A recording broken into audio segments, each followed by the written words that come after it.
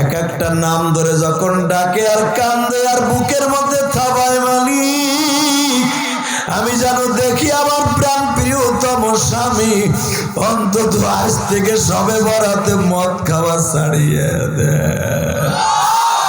একটু পরেই তো মদ খাই আমার বাড়িতে ঢুকবে, আল্লাহ আমার শরীরের রক্তগুলা বাইর করে ফেলাবে। আল্লাহ তোমার কাছে তো সবই আছে, তুমি দাও না হিদায়াত দিয়া না।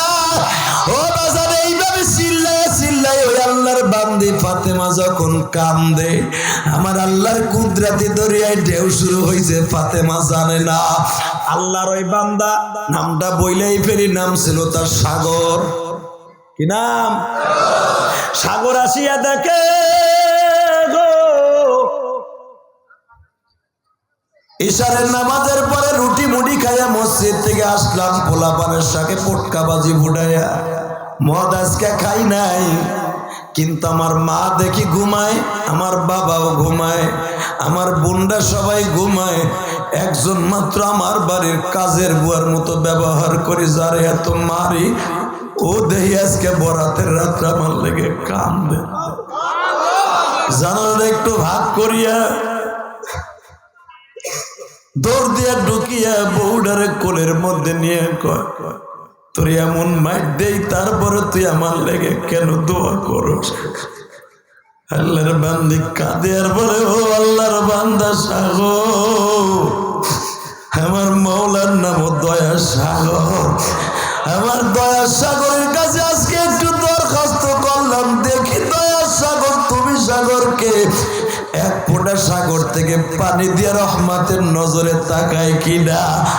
আমি ফাতেমা জানি কদরের রাত্রে আমার মাওলা কোনো দোয়া ফিরায় দেয় না। ও আমার মা বোনরা যারা আমার শুনতে আসছো, দীর্ঘার দোয়া কবুল হবে কেউ জানে না।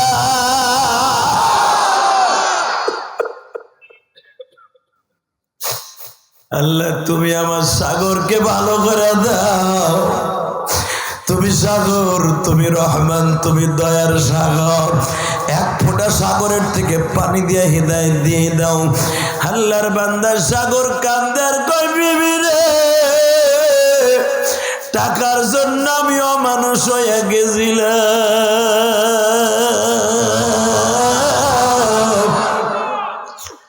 আমি এই বরাতের রাত্রে তোর সাথে ওয়াদা দিলাম আর জীবনে মদ খাবো না, আর জীবনে মদ খাবো না, আমি সর্বনাই যাবো, আমি সর্বনাই যাব,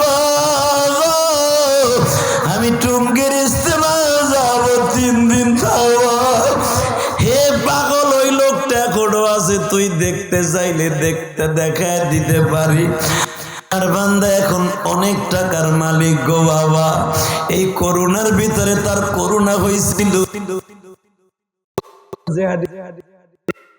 এই সাগর আব্দুল্লাহ, আমার নামটা আপনার সাগরের পরিবর্তে আব্দুল্লাহ লাগছিলেন। হুজুর আমি সেই সাগর আব্দুল্লাহ, আমার করোনা হয়েছে, আমি হসপিটালে আছি, হুজুর আপনি যদি একটু দোয়া করতেন, আপনার ওয়াজ শুনে আর আমার বউ কান্দে, হুজুর আমার লেগে দোয়া করেন। আমি আপনাদের 2টা পাও ধরে বলে যাই, বিবি কি পারে স্বামীরে ভালো করতে? যেরকম পারে কে পারে না? যদি বিবি তোমার মার কাছ থেকে তোমার ছুটাই নিয়ে যাইতে পারে, বাবার কাছ থেকে আলাদা করতে পারে, তোমার বিবি তোমার মসজিদে ঢুকাইয়া আল্লাহর ওলিও বানাই দিতে পারে। এরকম আল্লাহর অনেক বান্দি আছে না, স্বামী ছাড়া দুনিয়ার কারোর সাথে একটা কথা বলে না। কষ্ট হইতেছে? মা আমি যাব, যান আব্বা, উটগুলা নিয়ে আসেন। বৌমার কাছে ভুলে গেছেন গা? ও চাচা আগ করে মনে করছো আজ মনে গেছে গা। বৌমা আমি যাবো, যান আব্বা, যাইয়া উটগুলা নিয়ে আসবেন, কিন্তু বেঈমানের সামনে মাথা নত করবেন না। জোরে জোরে জোরে জোরে জোরে জোরে। বেঈমানকে আগামীকালকে কাবা ভাঙার জন্য আরে চ্যালেঞ্জ করে আসবে। আরে কইবেন এ ফুডার ঘরে ফুডা, এ খয়রাতির ঘরে ফকিন্নির বলা ফকিন্নি, তুই বলে এত হাতি লই আইছর মারার লাগিয়া, কাবা ঘর ভাঙার লাগিয়া, আমার 50টা উট ধরে লিয়ে এসেছ আমার রাখাল মাইরা, এ ফকিন্নির বলা।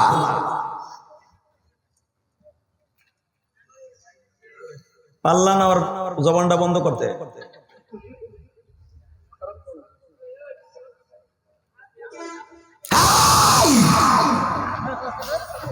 তাকাও এইদিকে। আব্দুল মুত্তালিব আব্রাহার কাছে যে বলে, তোগো মধ্যে আব্রাহা কোনডা রে, এ তোগো মধ্যে মাইন্দার আব্রাহা কোনডা, ফকিন্নির বলা কো। ব্যাটারি চার্জ দিয়ে দিয়েছে পুত্রবধূ। কেন দিছে জানেন? এদিকে তাকান, এখন কানবেন। তখন আমেনার পেটে আমার বিশ্বনবী মায়ের পেটে আর মাত্র 50 দিন পরে দুনিয়া আসবে। এই পাওয়ারটা আব্দুল মুত্তালিবেরও না, আমেনারও না, এই পাওয়ারটা সম্পূর্ণ আমার নবীর। এখন একটা আওয়াজ দিবা মাহফিলের মাঝখান থেকে, উলামা একরাম, আমার নবী দুনিয়া আসে নাই, তার পাওয়ার যদি হতে পারে আব্রাহার ধ্বংস। নবীর জন্মের পরে নবুয়তি পেয়েছেন 40 বছর বয়সে, 40 বছর পরে নবুয়তি পাওয়ার পরে আমার নবী কোরআন পেয়েছেন। ওই কোরআন এখনো জমিনে আছে না নাই? ওই কোরআন এখনো আছে না নাই?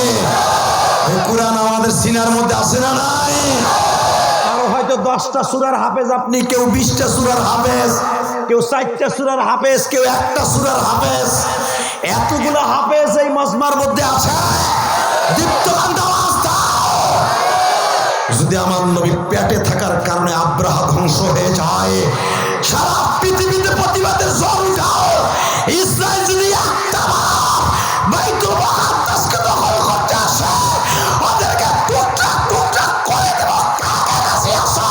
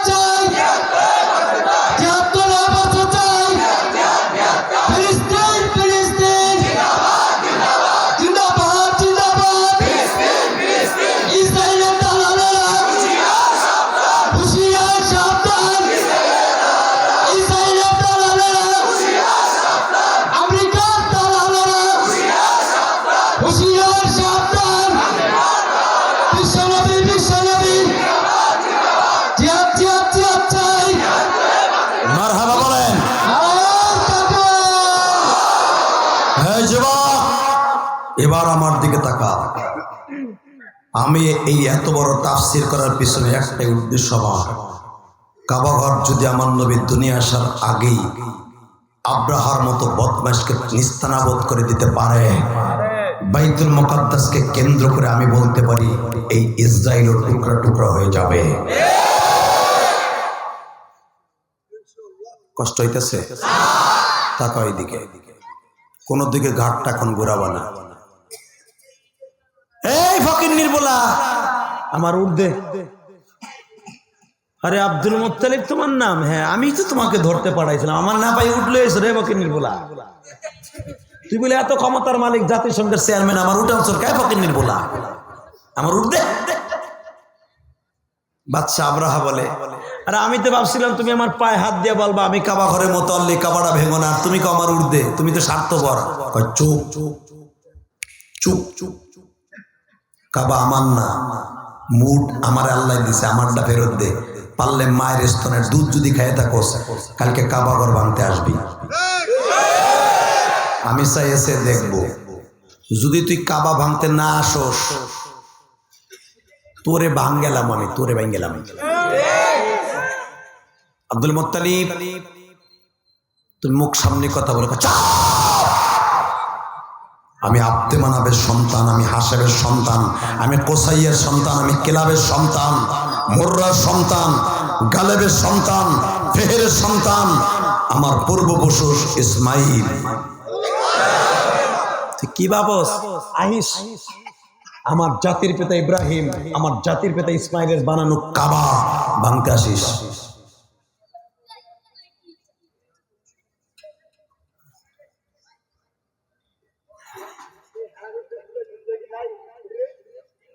এই যেগুলো খারাই রয়েছে সেগুলো পেরাই মানে হিজলার ভাত লইছে, তা না হলে ওইগুলার কে যে ঘাড়ে বাড়াই দিতে পারছ তিনি আন্দা গুন্দা ঘুষি মারাই করে দেবে না। যা ও কত বড় নেতা দেখতো, ঘুষা আর ওই 1.5 মাইল দূরে নেই ঘুষাইতে ঘুষাইতে কুত্তা সামনে ঘুষা আপনি ঘুষা বাটপা হারামি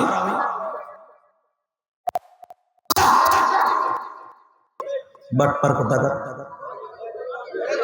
হ্যাঁ ভাই তুই কই যাস?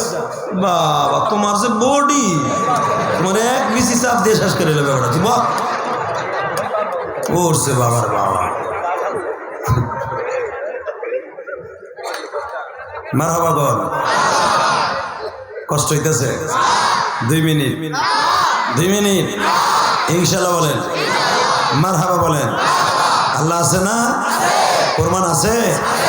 বাইতুল মুকাদ্দাস প্রমাণ হয়ে যাবে ইনশাআল্লাহ বলেন, ইনশাআল্লাহ বলেন। এ বকিন্নির বলা কালকে আসিস, আমি দাঁড়ায় থাকবো। আব্দুল মুত্তালিব শোনো, কি তোমার ভিতরে আমি এমন একটা স্পিরিট দেখতেছি, আমি তোমারে ভয় পাই না, কিন্তু তোমার 2 ঘাড়ের উপরে 2টা বাঘ খাড়াই রয়েছে।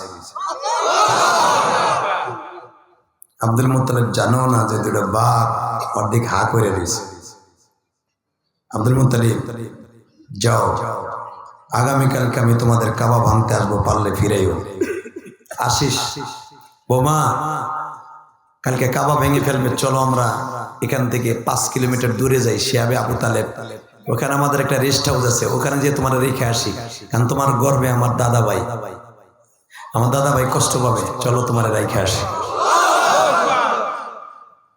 মা আমিনা বলে, আব্বা আমি শ্বশুরের কথা এখানে রাখতে পারবো না। কয়েকটা আমার স্বামী যখন আমার কাছ থেকে বিদায় নাই, এই খুঁটির কাছে দাঁড়াইয়া, পিলারের কাছে দাঁড়ায় বলছিল, আমিনা রে, আমার মুহাম্মাদের রাইখা তোর মৃত্যুর আগ পর্যন্ত কোথাও যাবি না। আমার অর্ডার রে আমিনা, আমার এই ঘর রাইখা কোনো জায়গায় যাবি না। আমি আমার মুহাম্মাদকে লইয়া কোথাও মক্কায় যাব না, এই ঘরেই থাকবো। আব্দুল মুত্তালিব বলে, বৌমা বেশি বার্জিডিং করো না, ঘটনা ঘটে গেলে সামাল দিতে পারবা না। আব্দুল মুত্তালিবের কথা শুনে মা আমিনা বলে, আব্বা দেখেন আমি কি করি। এই যুবক এখন আওয়াজ দিবা। মা আমিনা শরীরের মধ্যে ওড়না পেঁচাইলেন, বোরকাটা পরিধান করলেন, মাথাটা খুলে ফেললেন। তখন তো শরিয়ত নাই রে বাবা, তখন তো নবী আসে নাই, শরিয়ত আবার কোত্থেকে আসে। আমার নবীর মা আমেনা কাবার দরজার সামনে দাঁড়াইলেন, কাবার স্বর্ণের দরজাটা ধরে কান্দে আর কয়, মালিক রে তুমি কই গো, তুমি কই গো? তুমি যদি জমিনে থাকো, আসমানে থাকো, তোমার বন্ধুর খাতিরে আব্রাহারে ধ্বংস করে